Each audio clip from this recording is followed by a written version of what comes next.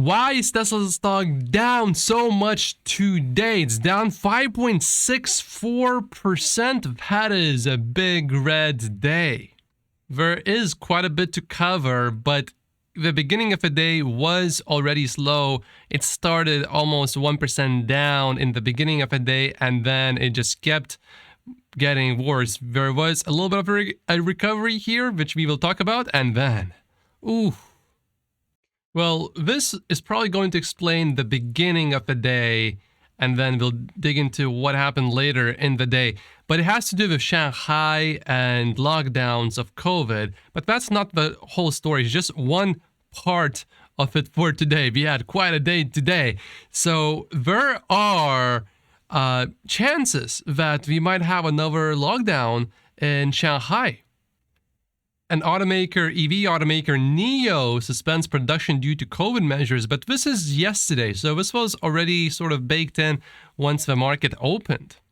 And NIO's facilities are quite close to Shanghai, just 300 miles away, so this is something to actually really worry about. Also, it's important to note that even if Tesla does not shut down Giga Shanghai, suppliers might still be impacted by the lockdown. So that could still slow down the production, or at least the ramp or the pace of the ramp that we are hoping that Tesla will achieve.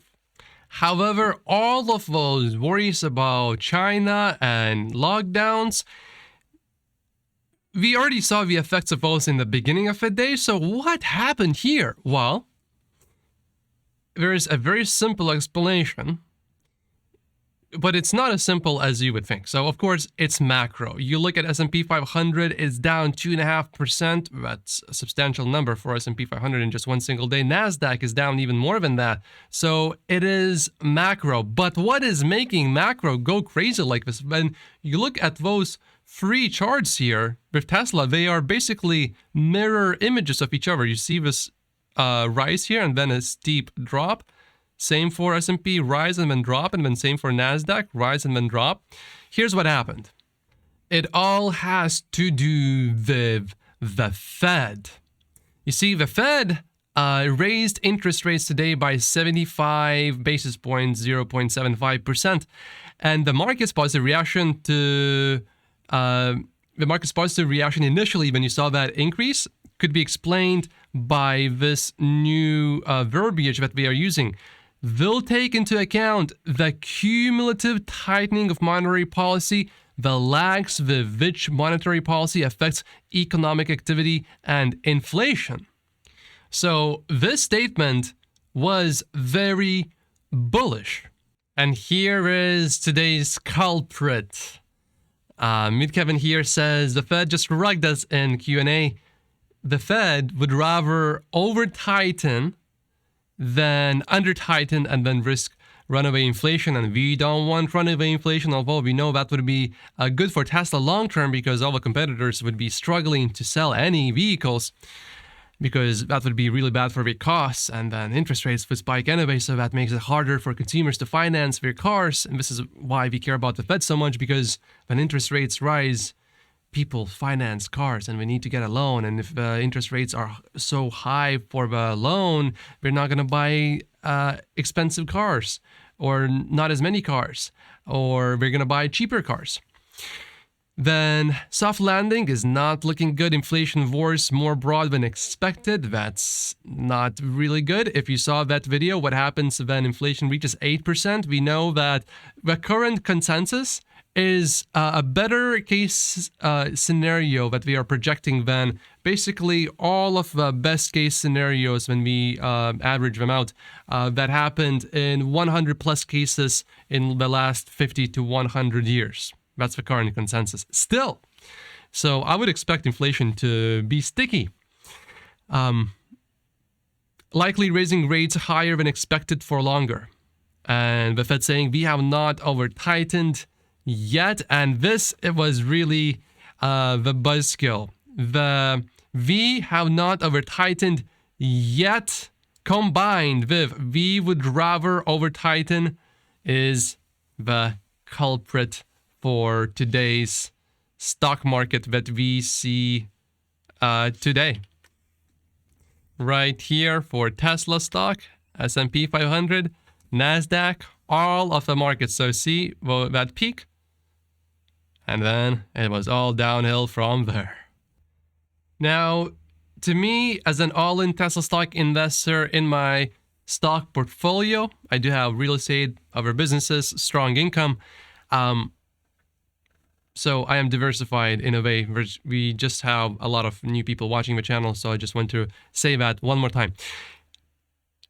Tesla is extremely well positioned. I believe the interest rates for Tesla stock, obviously, they will affect Tesla stock, but does it affect the company?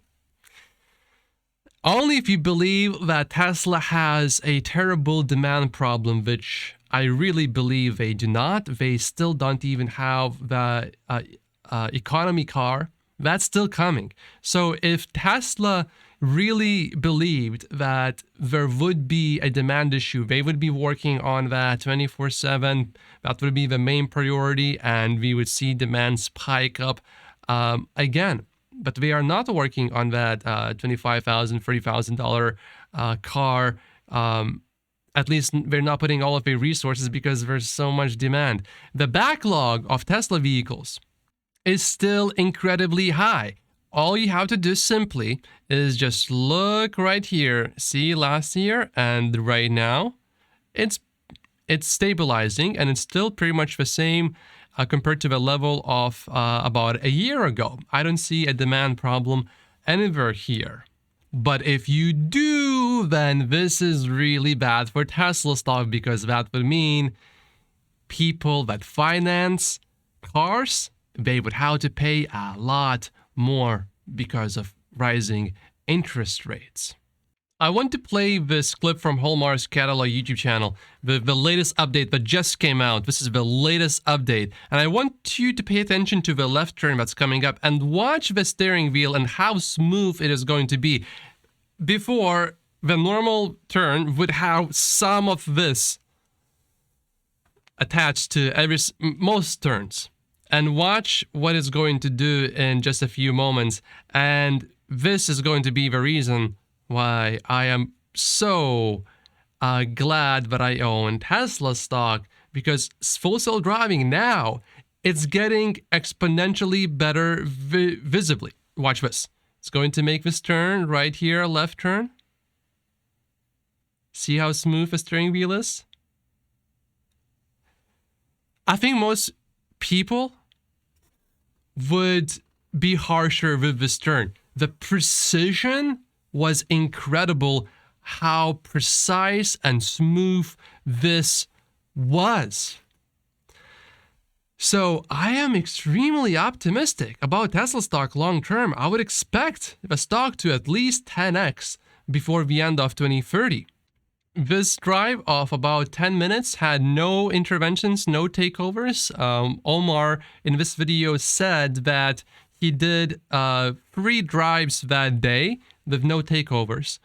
So the update is looking really good, and FSD is getting a lot smoother. And Omar said now in this video that FSD is ready for the wide beta release, that we shouldn't wait anymore because it's now good enough for everyone, but it's not so good where you won't want to pay any attention, so you will still want to be vigilant and pay close attention. But this is why I believe Tesla stock has very bright future. These are 48 reasons why I only own Tesla stock in my stock portfolio. My name is Matt Post, reporting to you from Vancouver, Canada. I'll see you later today. Thank you so much for watching.